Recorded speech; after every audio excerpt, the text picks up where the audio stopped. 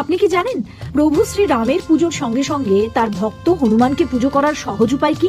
হ্যাঁ, হনুমান চালিসা পাঠ করা। ভয় দূর করতে, উদ্বেগের হাত থেকে রেহাই পেতে বা নেগেটিভ চিন্তা থেকে মুক্তি পেতে প্রতিদিন হনুমান চালিসা পাঠের কোনো জুড়ি নেই। কিন্তু আজকের ব্যস্ত জীবনে অনেকেই বাড়িতে হনুমান চালিসা পাঠের সময় পান না। তারা ট্রাভেলের সময় পাঠ করে নিতে বইটি সঙ্গে নিয়ে যান, কিন্তু এভাবে বইটি নিয়ে যেখানে সেখানে যাওয়া কি ঠিক হচ্ছে? হনুমান চালিসা অত্যন্ত পবিত্র বই। যাত্রাকালে বইয়ের শুদ্ধতা, পবিত্রতা বজায় রাখতে বিশেষ গুরুত্ব দেওয়া কিন্তু জরুরি। আর তার জন্যই রয়েছে বেশ কিছু নিয়ম। আসুন আজ আপনাদের সেগুলো জানিয়ে দিই। ট্রাভেলের সময় হনুমান চালিসা কোনো নোংরা পলিথিন বা কাপড়ের মধ্যে রাখা যাবে না। বইটি কখনোই চামড়ার ব্যাগে রাখা যাবে না। শৌচাগারে গিয়ে থাকলে হাত ধোয়ার পরেই এটি ছোঁয়া যাবে। আমিষ খাবার রাখা আছে এমন কোনো জায়গায় রাখা যাবে না।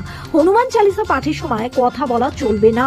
কেবলমাত্র পরিষ্কার পরিচ্ছন্ন পোশাক পরে এটি পাঠ করা যাবে। ভিডিওটা যদি আপনাদের ভালো লাগে তাহলে অবশ্যই চ্যানেলটা সাবস্ক্রাইব করে নিন আর কমেন্টে লিখুন জয় হনুমানজি কি জয়।